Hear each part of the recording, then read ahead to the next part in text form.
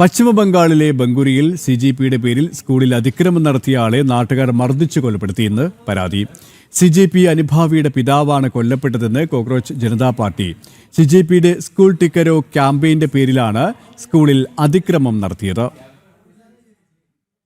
ബംഗുരയിലെ ഇന്ദാസ് police station പരിധിയിലെ സ്കൂളിലാണ് cockroach Janata party അനുഭാവി Sheikh Abdul ഹഫീസിന്റെ പിതാവ് ജനാബ് മഹീക്കിന് നാട്ടുകാരുടെ മർദ്ദനമേറ്റത്. മർദ്ദനമേൽക്കുന്നതിന്റെയും ജനാബ് മഫീക്കിനെ ആശുപത്രിയിലേക്ക് മാറ്റുന്നതിന്റെയും ദൃശ്യങ്ങൾ സിജെപി സമൂഹമാധ്യമത്തിലൂടെ പുറത്തുവിട്ടിട്ടുണ്ട്. वेस्ट बंगाल के Bankura district Indus police station का रहने वाला अब्दुल, जो जंतर मंतर पर पहले दिन से हमारे साथ मौजूद था, जिसने प्रोटेस्ट में हिस्सा लिया, वो सिर्फ अपने गांव के सरकारी स्कूल ठीक कराना चाहता था.